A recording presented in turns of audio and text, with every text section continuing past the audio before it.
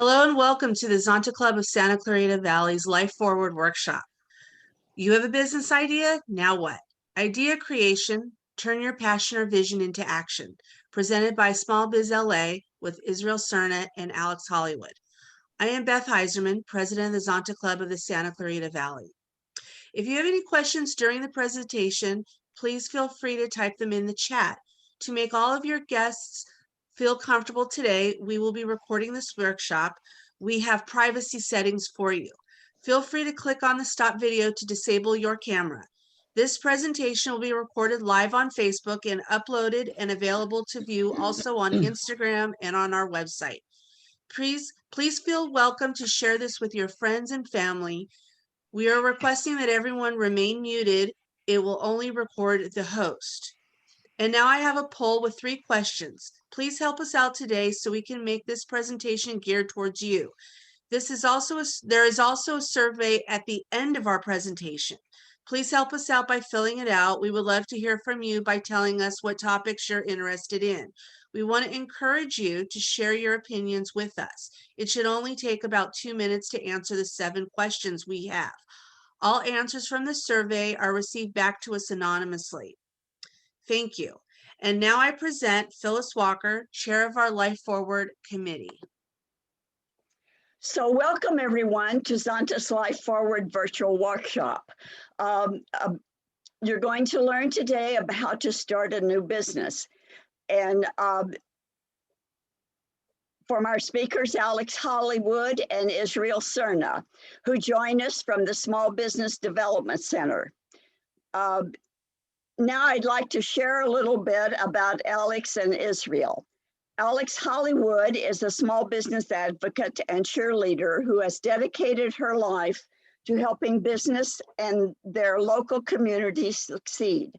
Her career includes creating successful marketing and branding tactics while managing Chamber of Commerce and tourism organizations. She loves using her experience at technology companies such as Oracle, Constant Comment, and Trustpilot to guide clients through their marketing journey. Israel Cerna has 15 years experience in digital marketing roles in the public and private sectors, including the Small Business Development Center, Specialty Coffee Association, Constant Comment, and e-commerce software as a service companies, while serving multicultural communities along the way. He has organized and presented to hundreds of industry conferences about marketing strategies. Alex and Israel, the stage is now yours to share your expertise with us. Awesome. Thank you, Phyllis. Thanks, Beth. Thank you so much, Zonta, for having us today. You guys do such amazing work in the community, and we're so happy to be here. So thank you. So welcome to today's webinar. You have a business idea, now what?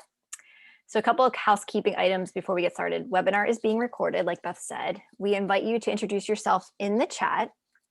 This webinar will be about 45 minutes long, and we have left 15 minutes for Q&A at the end. You're now sharing a virtual space with other entrepreneurs, business owners, and dreamers, so welcome. So I'm Alex, like Phyllis said. I'll be leading today's talk, and I'm super excited to have my colleague Israel Cerna, who'll be joining for the second half of the workshop.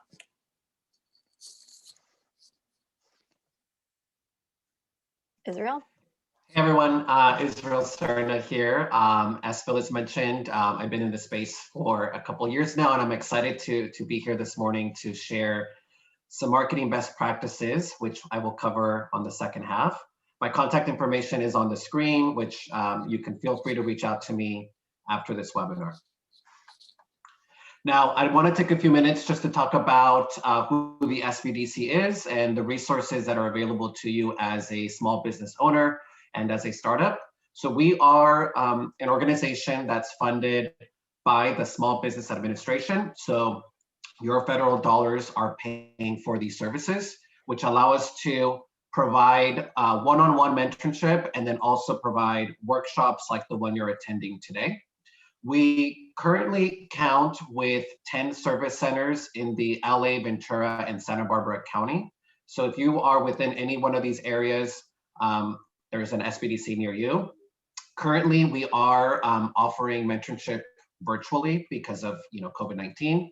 And so the one-on-one sessions can either happen through Zoom or through phone.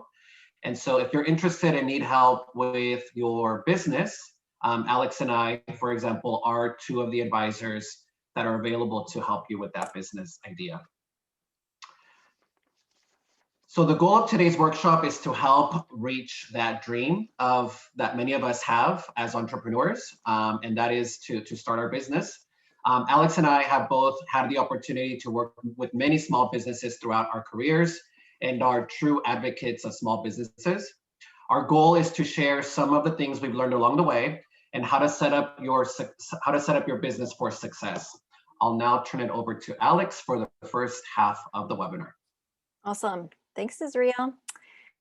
All right. So I would love to know who's here today. And I know a couple of you have submitted the poll. Who here today is turning a passion into a side hustle?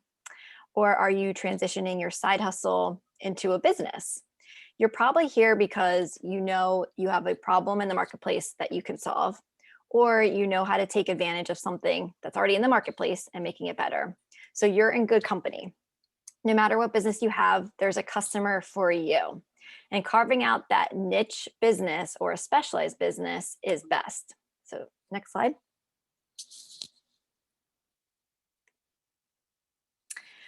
So the world needs your unique offering. And here's a good example. So recently, Elon Musk, the founder of Tesla and SpaceX, tweeted out that he loved Etsy because he was able to buy a Marvin the Martian hat for his dog. Now, I'm not sure about you, but that's a very specific item to think about purchasing. Well, the Twitterverse needed to see what that item was, and here you go. Here's a picture of it. So this goes back to, yes, there is a customer for you. I'm going to hand this over to Israel. Excellent. Thank you, Alex, for that quick intro. So today's agenda, we encourage you to take notes along the way. The idea here is to take you from an idea creation to strategic action, and we're going to guide you with some first steps that you need to take. Now, what you're going to find is with these tactics that we're going to share with you, a lot of these can be implemented for businesses that are bootstrapping their business. What bootstrapping means, for those of you who don't know, is you're essentially going to be working with the basic tools that you have in front of you to be able to launch your business. There's a lot of businesses that start off this way, and so we want to guide you through that process. So the workshop is going to include where to start your business and how to build a quick and dirty business plan, as we like to call it. We're going to also talk about tools to execute your own market research. We're going to talk about developing your brand identity, your unique offer, and how to develop that voice for your business. And then quickly talk about some foundational technology tools that you'll need to get started. And then I'm going to also talk about how to leverage referral marketing and loyalty programs without it affecting your bottom line, and then give you an overview of social media and where your audience is.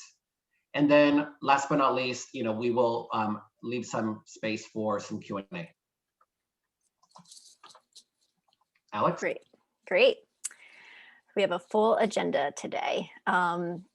So why are you doing this? We'd love to know in the chat. So drop in the chat why you're starting a business.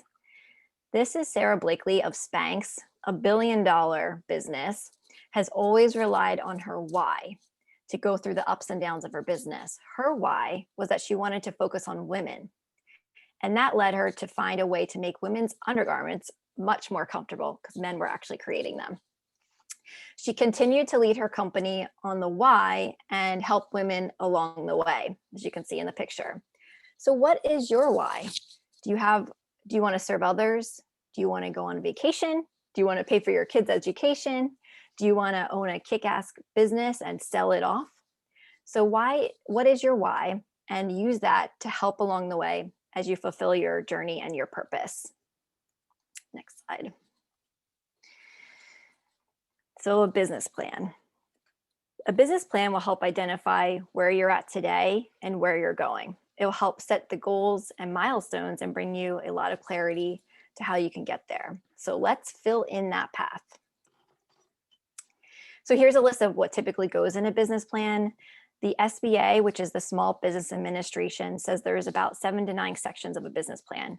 Today, we're just going to skim that down to the basics of what you should be capturing and the knowledge you should strive for when starting a business. There's no wrong place to start. And I would highly suggest use what works for your business. You don't have to follow this exactly. So I know in the poll, I was going to say raise your hand, but in the poll it says, I want to see who's already a business owner. It looks like 36% of you are, and 64% aren't yet. So this is a great workshop for all of you. Okay. So let's start from the beginning. The most important part, what are you selling? Is it a product or a service? Next, what problem are you solving? What are those pain points customers are facing that you can solve? These two things will help lead us throughout the business plan. So what gain are you giving? Another way to think about this is your value proposition. What are you building and for who?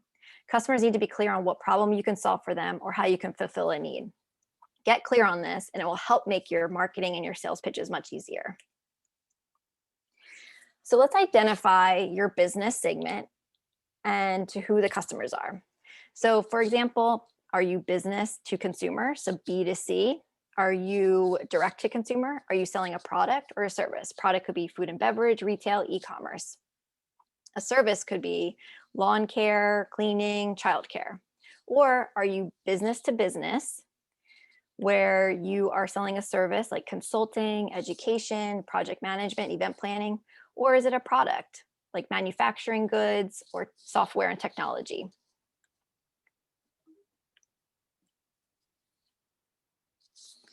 So let's break this down even further and identify who you're serving. So if you can see here, this will break down how you can target your audience and who are your customers and why they want to buy from you. You'll need to understand the intention here of why you're doing a target market and from whom you will communicate with. A group of people with the same level of education or goals, interests, and problems that will need the product or service that you're selling. So here's an example: age, gender, background, purchasing power. Basically, you want to target people who want to buy your stuff. So we could easily say you're targeting everyone, but we don't want to be too vague because not everyone who wants or needs your items is a good fit. So let's say you want everyone, but you're driving people to your website and your social, but no one is actually buying. So maybe that will make you famous on Instagram or YouTube, but it wouldn't actually help you generate more income. So more specific, the better. This is a fun exercise to do and really sink in and come up with who your perfect customer is. So here's an example. Women 20 to 30 years old, living in Los Angeles with a bachelor's degree, monthly income of 4,000 to 6,000, and passionate about fashion or decor. And this will help guide our marketing plan that Israel will talk about. Okay. So capitalize on your knowledge. You're starting a business for a reason. You and your team, if you have one, have a unique background and expertise with different perspectives. So we want to share that with the world.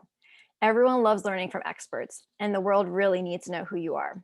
I recommend you write out your bio of you and of your team. So write this down. Write down your story, why you started, your expertise, and write down what you love to do. In order to understand your unique advantage, this will help you later in marketing content and find that perfect buyer. So let's talk about goal setting. Writing down your goals will help put timelines and milestones in place and give you that roadmap you need. I would recommend starting with a 1-year and 3-year plan. You will have multiple goals under each one, and from there break down into short-term goals. And this isn't set in stone. You can go back and change your goals and identify what works and what doesn't. Have you ever used the SMART concept? Goals should be, let me put this down: specific, measurable, attainable, relevant, and time-based. So use that when you're doing your goal setting. Next slide. So here's an example visually of how you can do goal setting. So under each goal, you want to break it down into milestones. And then from there, tier the goals into marketing, sales, operation, financing. So start with your goal and list out the activities from there, how you would think it makes sense. So if your goal is to sell 1 million worth of product, we'll divide that by month and then see where you need to get to at each month. Maybe you need a runway in the first 2 months to create a marketing plan and get your product up and running. But from there, this is a great way to expand your list. And you can use project management tools to help guide you and keep you on track, like Asana, that's free, or even just using your calendar is great too. So we'd love to hear if you guys have any tools that you love learning, because Israel and I love learning about new tools that you have. So let us know in the chat or later on.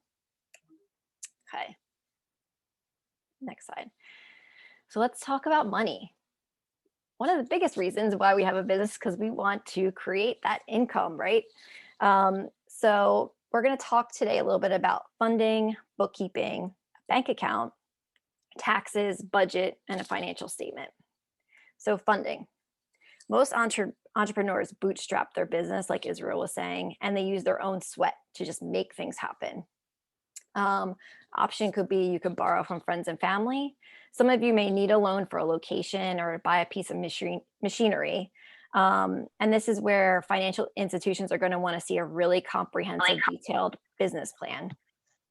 The SBDC does help businesses connect with lenders. So if that's something that you need, Israel and I can help connect you there. There's also microlenders too that might be local to you for you. Another option is to showcase on a crowdfunding site like Kickstarter or GoFundMe. Another way to also test the market to see who's out there and who wants to buy your product. But typically, again, small businesses are self-funded when they start out. Bookkeeping. Yes, you do need to do this. Most of us hate this part of the business, but now depending on how many expenses you have and how often you are selling, you may need to invest in a software similar to QuickBooks to track the money and invoices coming in and out. But in the meantime, if it's simple, you can just keep this in an Excel sheet. And then I highly recommend taking photos and uploading all your receipts and saving them in a folder or cloud-based folder. Bank account. Open a business bank account when you're ready to start accepting and spending money as your business. A business bank account helps you stay legally compliant and protected. As soon as you start accepting or spending money as your business, you should open a business bank account. Common business accounts include checking account, savings account, credit card, and merchant services. Merchant services are accounts that help you accept credit and debit cards like a PayPal. You can open a business bank account once you've gotten your federal EIN, which I'll explain later. Taxes. Yes, we do have to pay them. Another reason you need to have really good bookkeeping is save your receipts, because that is a write-off.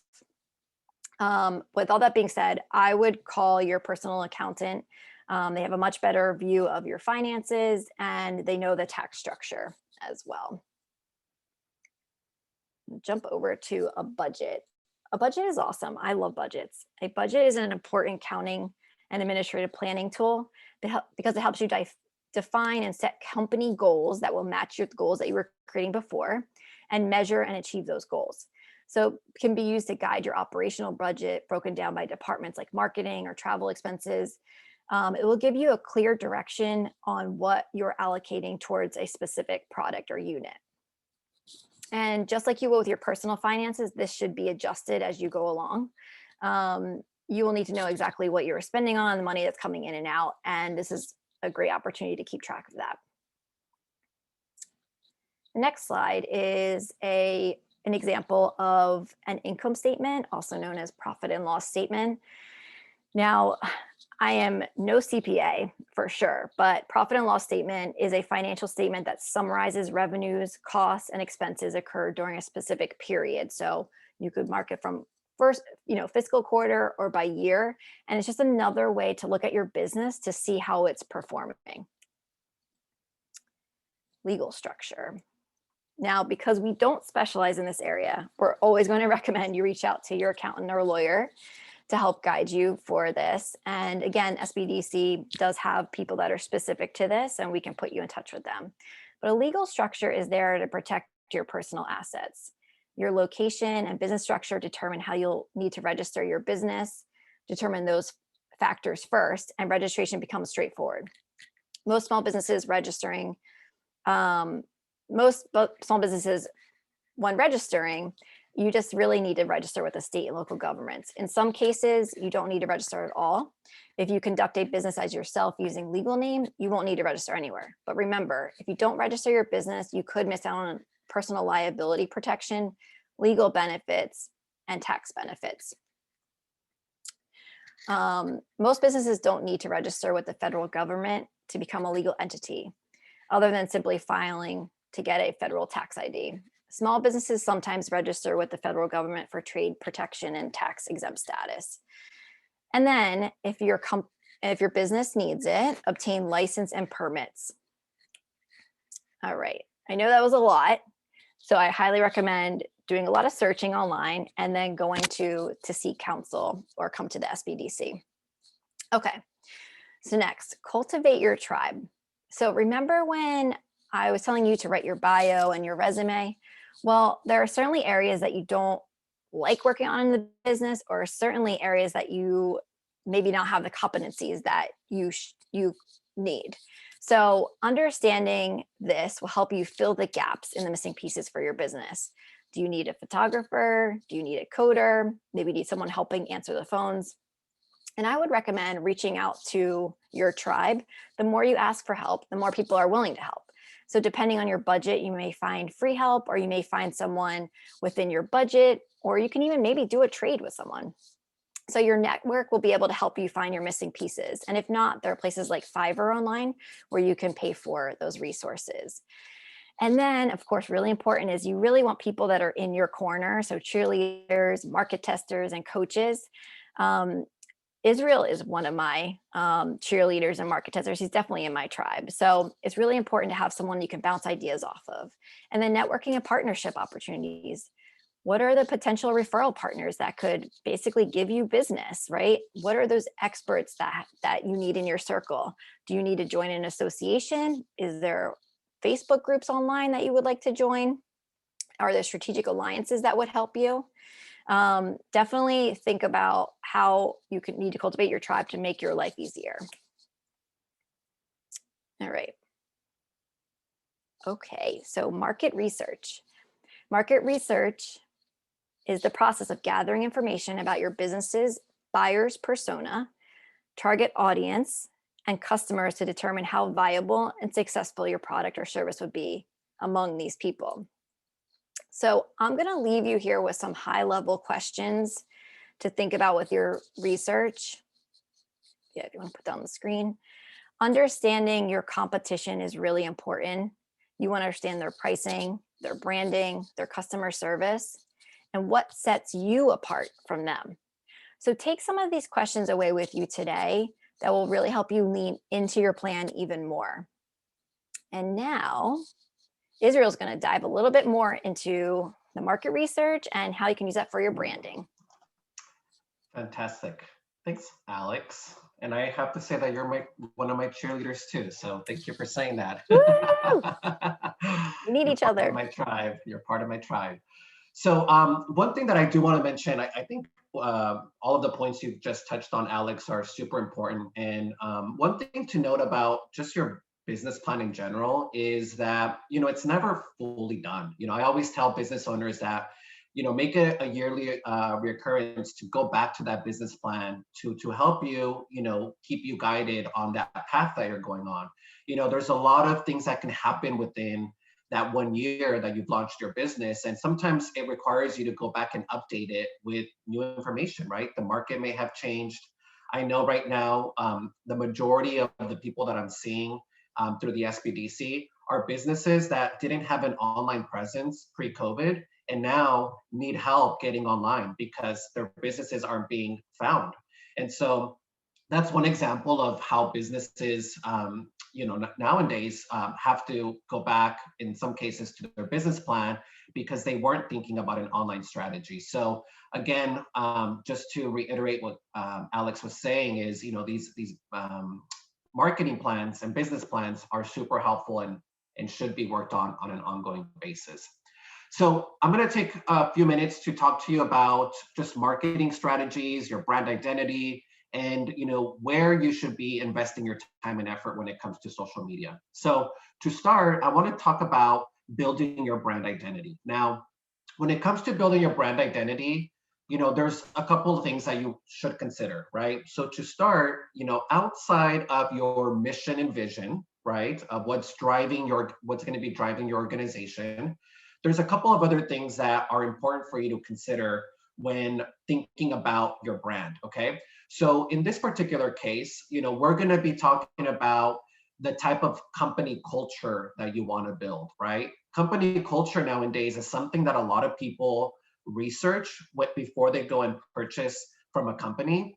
A lot of consumers nowadays are very well researched and want to learn more about your business, right? They want to learn about, where you're investing, or if you are contributing to a nonprofit, if you've got employees that are volunteering, for example. Those are all things that essentially build your company culture. There's a lot of job seekers out there, especially when you're going to be hiring, that are going to be researching your business to find out if they want to work for your company. And so it's important for you to think about the culture that you want to cultivate within your company. This also goes in line with your brand messaging, right? Are you going to stand behind specific issues? An example of that is Patagonia, right? It's a brand that specializes in outdoor gear, and Patagonia is very vocal about supporting organizations and also talking about sustainability, right, and planet issues. And so that's one example of how you can also use your brand messaging to also tell people about the things that matter to you.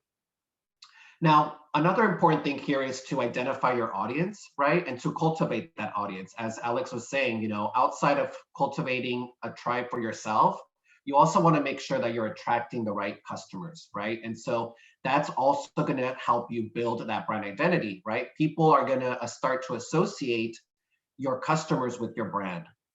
One pro tip that I want to make sure that I leave behind is that, especially as we start to get out there and network in person again, you want to make sure that you get your elevator pitch down. And what I mean by that is, if somebody comes to you or you're a networking event and somebody asks what you do, you want to make sure that your elevator pitch is quick and concise. We have sometimes only a few seconds to make a good impression on somebody. And if you are struggling to put those words together, or not really sure how you're going to talk about your business, that's going to reflect on your expertise and you as a business owner.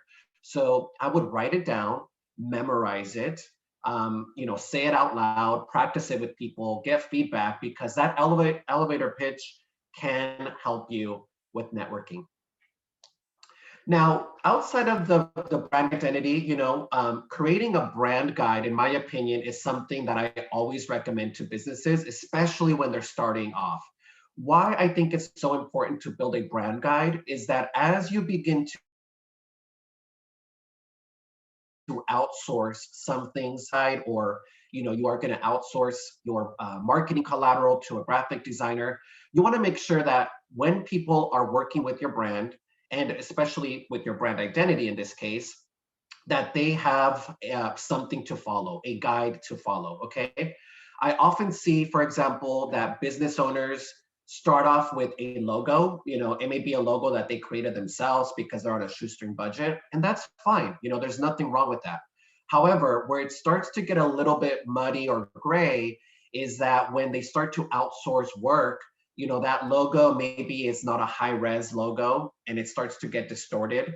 Or, if you're going to go and print shirts, for example, and the printer is asking you for your colors and you don't know the exact gray of your brand, these are the types of things that you want to definitely take control. You definitely want to identify them early on, because it's only going to help you with your brand identity, as you grow your business, okay? And it's also going to keep it nice and concise, okay?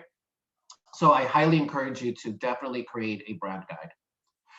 Now, technology, okay? So we've come a long way with technology. I remember, 10 years back when, businesses were still having to pay for developers to create their websites. Or having to outsource their graphic design work. We've come a long way in terms of technology and the resources that are available to small businesses.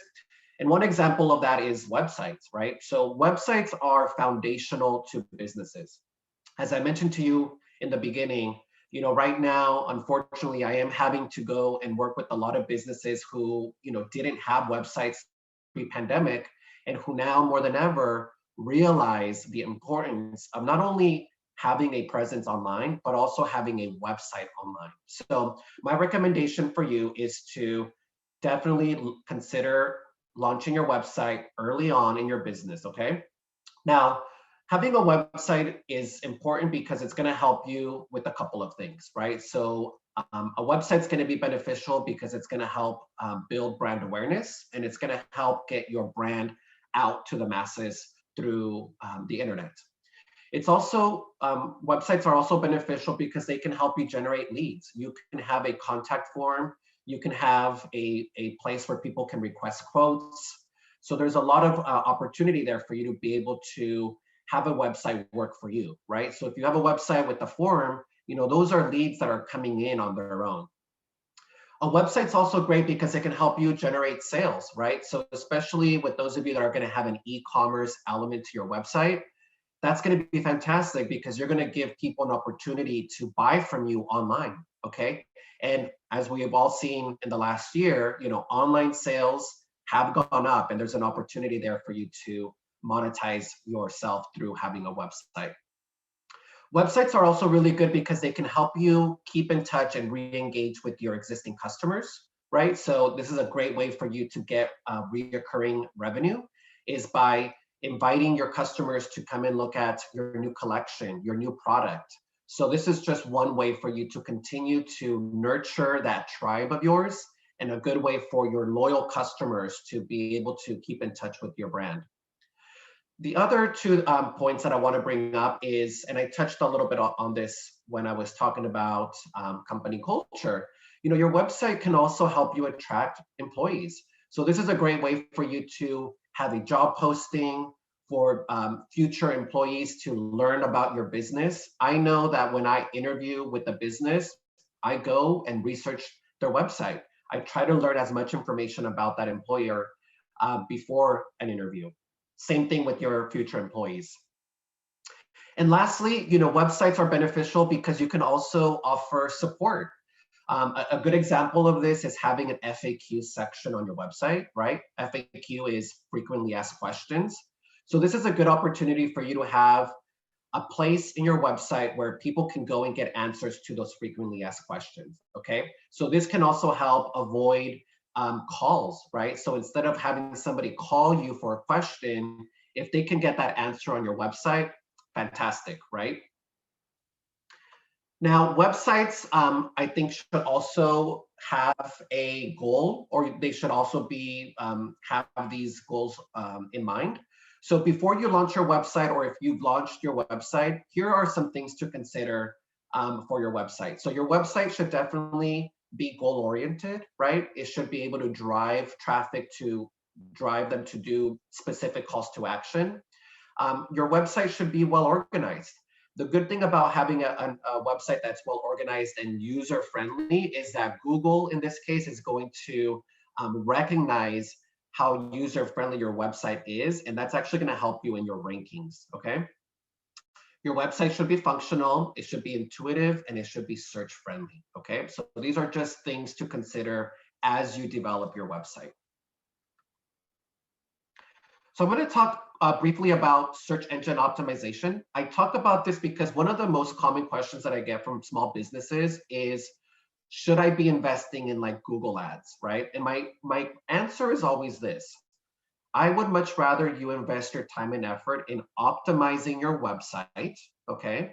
So that Google can find it easier to find your website online, okay? So these are just some best practices that I like to share with business owners before they start investing in Google ads or display ads. So on your screen, I'm sharing with you what a typical search query looks like, right? We're probably very familiar with the screen from having done Google searches ourselves. But a search query essentially is going to result in a couple of things, right? So when I do, and I would, especially for those of you that already have a small business, is a good exercise is to search Google, see what pops up when you do a search query for your own business. Or a search query can also be really good for market research. Let's find out, it's a great way for you to find out what your competition is, what that product looks like in other websites. So I highly encourage you to take advantage of Google to also conduct market research. But on your screen, I'm sharing a couple of things. So I'm sharing what a typical search query looks like. I'm sharing with you what Google Ads, how Google Ads appear on a search, and then also how you would appear in the organic search. And that's where I want us to focus. When I talk about search engine optimization, the goal here is for us to show up in those queries in the organic section. And a couple things that you want to consider in order to do that. So to be found and to be ranked by Google, here are the top things that they look for, right? So they look to make sure that your website loads quickly. So if you have a website that's very image heavy and is causing your website not to load fast, you want to be very considerate of that, and maybe upload images that are lower res so that it doesn't cause for your website to have a slow load time, okay? Google and other search engines are also going to value when you have useful content on your website, okay? Useful content can be images, image galleries, videos, FAQs, downloadable guides. These are all things that Google will definitely rank you for. Text links, that basically means that you've got referral links coming to your website. That means somebody's promoting your website from their website. So you want to make sure that you do as much of that as possible. You also want to pay attention to your page titles and your descriptions on your website, because Google and other search engines want to know what content is on your website. So you want to make sure that those descriptions are thought out. And then when it comes to information architecture, this is a little jargony and it could sound like a very technical term, but essentially what that means is you want to make sure like your menu bars are organized and that those menu bars make sense, that the titles to those menus are words that are recognizable from your audience. And then last but not least, considerate of all browsers and devices. Now, the great thing about website platforms nowadays, like Shopify, Wix, WordPress, is that they're already going to do that heavy lifting for you to make sure that when they do provide you with a template, that those templates are mobile friendly, for example. So the good thing about using a professional platform like the ones I just mentioned is that most of them are going to provide you with templates that are already considerate of all devices. So that's the great thing about technology nowadays and about these platforms, is that they do a lot of the heavy lifting for you in the beginning. So, early in our bios, you may have heard that Alex and I both work for Constant Contact, which is an email marketing platform. Now, and we can talk a lot about email. We have a lot of knowledge about email. But what I want to talk about today is really just some high level stuff. So to start, email marketing to this day is the oldest social media platform out there, okay? We've been using email for more than 20 years now, and it's been around, and people love email. They love to receive information via email. So it is to this day also the platform that's going to get you the most ROI, return on investment. And it is said that for every dollar spent on email marketing, you can see at least $40 in return. So that's a pretty good ROI, right? If you ask me. So the thing about email is that you want to make sure that you keep these things in mind. One, that you ask for emails, okay? That you set up your websites so that you can collect emails from people who are visiting your website. That you train your employees and you train yourself to ask for emails when you're networking, when you're checking out a customer. we just have to get into the habit of asking for those emails, and you'll be surprised that people actually want to provide their email when you give them a good reason to subscribe, okay? So you wanna make sure that you are emailing people with valuable content. And I'm gonna talk a little bit about content later. But the thing about email list, and this is the #1 question that I get when it comes to email, is whether or not you should buy an email list, right? Oftentimes we feel intimidated because we only have 5 subscribers in our email, and we may see that as a bad thing. And I'm here to tell you that I prefer quality over quantity, okay? I would much rather you have a short list of subscribers that care about your business, that want to hear from you, than having a list of 1,000 people that you don't know, okay? So to start, definitely don't buy lists. It's now, illegal to do that. So definitely don't buy lists. That's not the way to go. I would much rather you focus on growing that list organically and growing that list with people that are going to want to hear from you, and that people who actually want to receive that information, okay? Now, when it comes to putting together an email, don't overthink it. I think oftentimes we think these emails have to be an elaborate newsletter. Not so much, okay? In fact, people don't like to receive emails with a lot of content. So my recommendation is that you stick to a picture, a paragraph, and a call to action, okay? A call to action can be learn more, buy now, download, watch more, things like that, okay? So you definitely wanna, utilize emails specifically to drive traffic to your website, okay? Think of emails as a vehicle to draw people to your website, because your website is valuable real estate, okay? I often see a lot of people, for example, especially when they're promoting their blog, they just they copy and paste the blog onto the email. And I always say, give them a teaser of that blog, and then the call to action should be read more, okay? And drive them to the website, okay? And then last but not least, done is better than perfect. I learned this from my boss at Constant Contact, when she gave trainings. And I think it's so important to remember that, yes, we can always tweak, and we're always going to want to, be a little bit cautious of hitting the send button because we're concerned of what people are going to say. Don't overthink it. Done is better than perfect. So loyalty programs.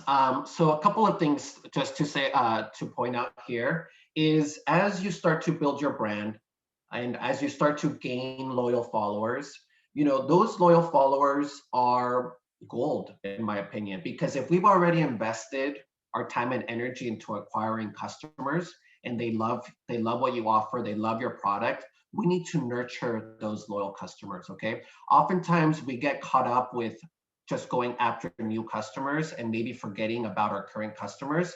I always say, prioritize your existing customer first and then go after new customers. The benefit to focusing on your loyal customers is that they could be repeat buyers. They could also help you with word of mouth marketing, which I'm going to talk about in a minute. But when you cultivate your base of loyal followers, what you're going to find is that they're going to do a lot of the marketing for you. And so I would encourage you to build loyalty programs that have this in mind. When I think of a good loyalty program, I often think of Nordstrom's, right? So Nordstrom's has done a really good job creating a loyalty program that moves away from the earn and burn model, okay? Earn and burn is, many of us have come to learn loyalty programs through airlines, right? Where you earn certain miles and then you can get a free, a free pass or whatever, that's called earn and burn. And what I love about what Nordstrom's has done is that they've cultivated and they moved away from that earn and burn model. So one of the benefits that I love about their program is that they offer free alterations if you're a part of their loyalty program. So think about those types of rewards that you can give your customers that are not going to cost you a lot of money, because that's the whole point of all of this, is not to have to discount or to give away product for free, okay? So social media, and I know we're almost at the top of the hour, so what I have to say about social media in general, and what you're going to find from my slide, is that I'm not going to focus specifically on one social media over the other. My messaging here with you is to go and find your audience where they are at, okay? So we are seeing social media platforms pop up left and right, and I hear a lot of business owners who get stressed out about that, right? Like, oh my gosh, should I be on TikTok? Well, before we start an account, before we invest in like a platform like TikTok, let's go and study it. Who's on this platform? Is my audience there? Am I going to be able to provide content for this platform? You know, remember, there's nothing worse when you see a business that has opened up pages left and right on all of these platforms, but doesn't activate or doesn't update them. I would avoid that. I would much rather you have one platform that you really that you're focusing on, that you're developing content for, than having five pages on five different platforms and you're struggling to keep up. Okay, so just remember, you know, social media has changed a lot, right? So I remember when we were first giving social media classes on the SBDC, and we were trying to convince people to open up a Facebook page, or teaching them the importance of having a presence on Facebook. You know, having a social media presence is key. I do recommend it, but the key takeaway here is just open up pages where your audience is at, okay? When it comes to content, here's a general rule that we like to follow. It's called the 80-20 rule. So what that means is that 80% of the time, we are going to encourage you to create content that's either educational, motivational, or inspirational, or entertaining, okay? When you do that and you create content and share content that fits any one of those categories, that's going to permit you so that that 20% that's left over, you can be promotional, okay? What you don't want is the opposite. You don't want to be over promotional on these platforms, right? We're going to get burnt out of like you just posting, announcements of a sale, or maybe you're too product heavy. You know, think about just as you as an expert in your field, the type of content that you can create, okay? And then I'm going to also recommend that you leverage user-generated content, okay? User-generated content means that it's content that your customers are creating of your brand, of your service, okay? I remember 10 years back when we would look at somebody taking a photo of their food and sort of laugh at them, right? It was like, what is that person doing? As a small business owner, I mean, that's like free paid media if you think about it. If somebody's that motivated with how beautiful that dish is or that latte art, and they're gonna take a photo and upload it to their social media to let people know how much they love it, I would encourage that behavior, okay? So a couple of tips is, scour the social medias, find out what people are uploading about your product.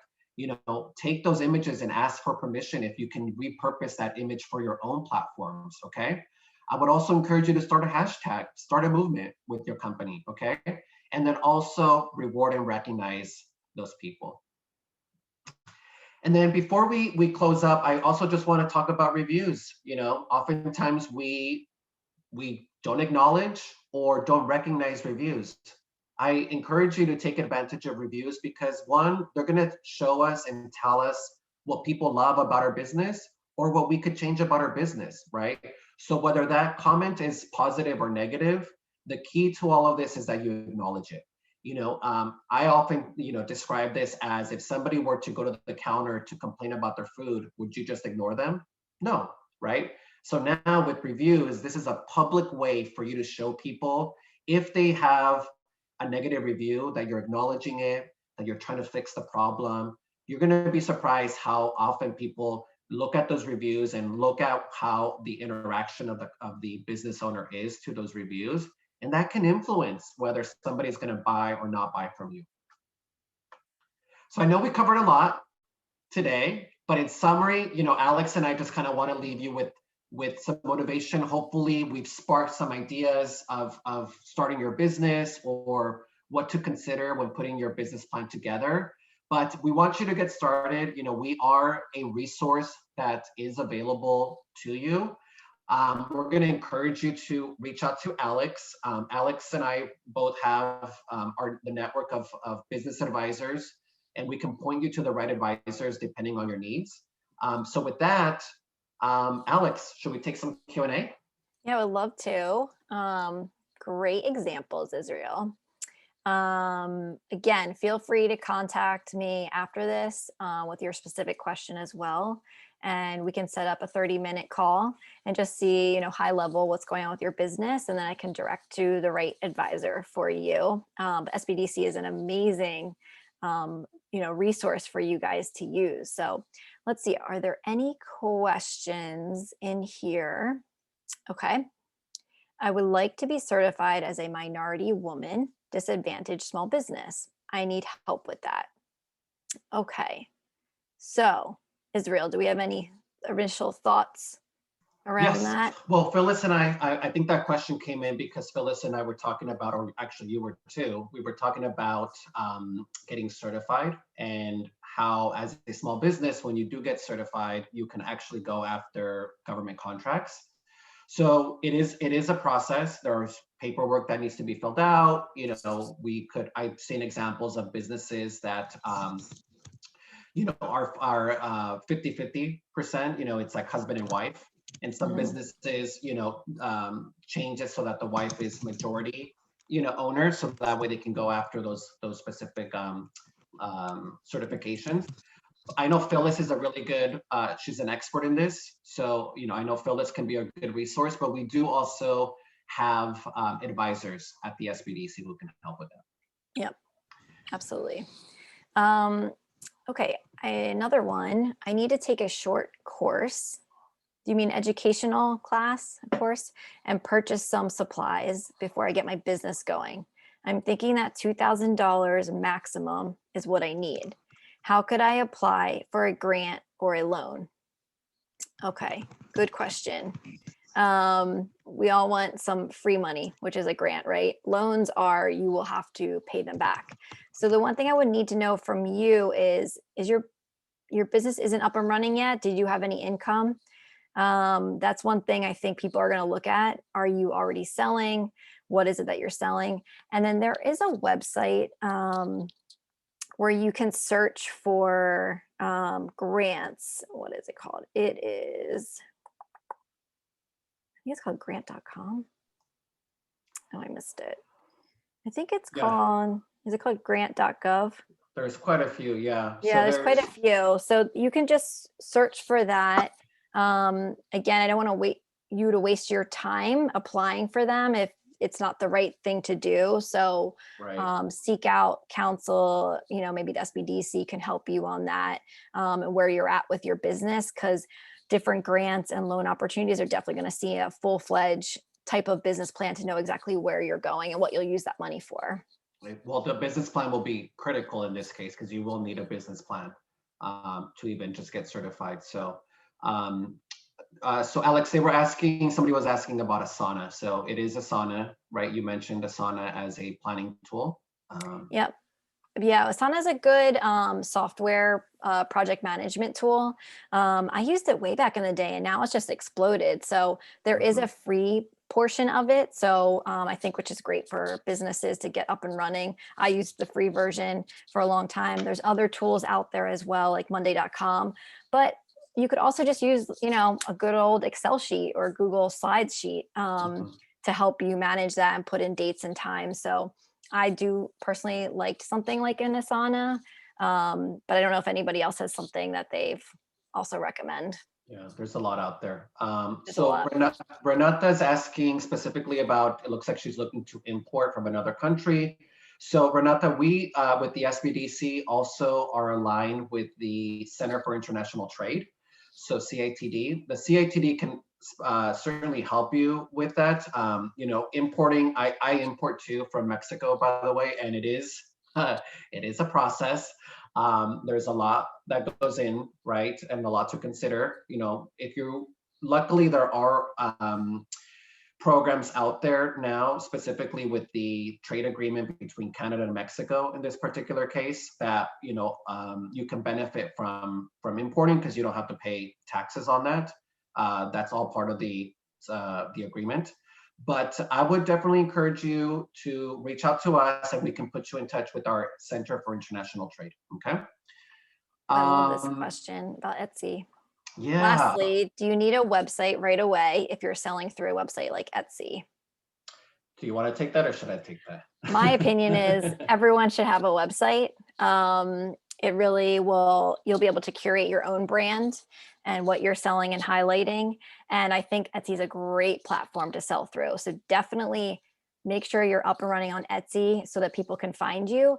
But hey, if they bought something and they want to buy from you again, they're thinking, what was that company? Who was that Mhm. person I bought from? And they're probably going to search for you, especially when you're actually sending them a product. You're probably going to write like a nice thank you in there with your logo and things like that. So I would drive people back to your own website just to keep that loyalty and your brand going. But Israel, do you have anything else? 100%. I love everything you just said, Alex. And I would say the same thing for those of you that are selling through Amazon, right? So here's the thing about being on a services marketplace that I tell businesses is 100% stay on the services marketplace because they're going to help expose your product to the masses, right? You cannot compete, right? You know, with an Amazon or an Etsy that are investing a ton of dollars to drive traffic to their websites. I would take full advantage of that. However, Alex brought up a really good point. So studies do show that when somebody buys from a services marketplace, after the second or third time, they would much rather prefer to go through the actual business as opposed through the services marketplace, okay? So one thing that I would add to that is, you know, at the end of the day, you want to be able to create that loyalty and that brand connection. And you want to turn that Etsy buyer into a true contact, right? You want to be able to acquire their email so that way you can directly communicate with that customer and build onto that brand loyalty. So great question. So definitely stay on Etsy, but I would for sure have a website on the site as well. Somebody's asking, Alex, if we help nonprofits. The answer is no. We only work with small businesses that are for profits.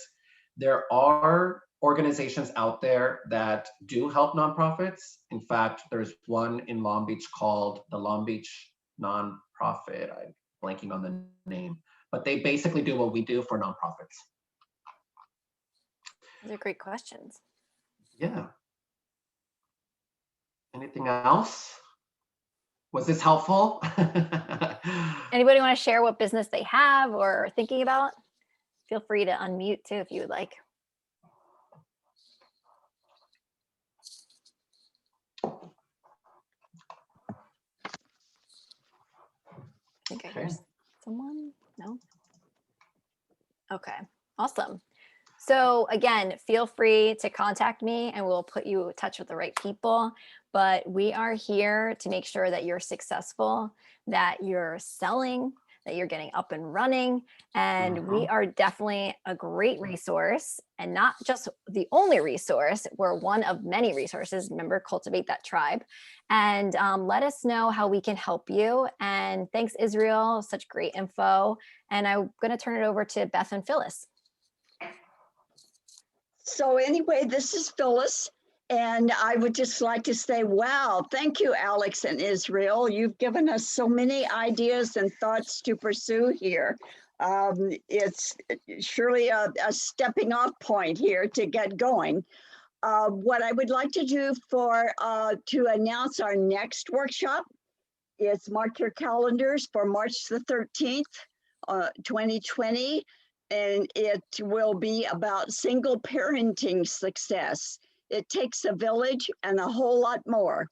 This will be a panel presentation and facilitated by Dr. Sharice Moore.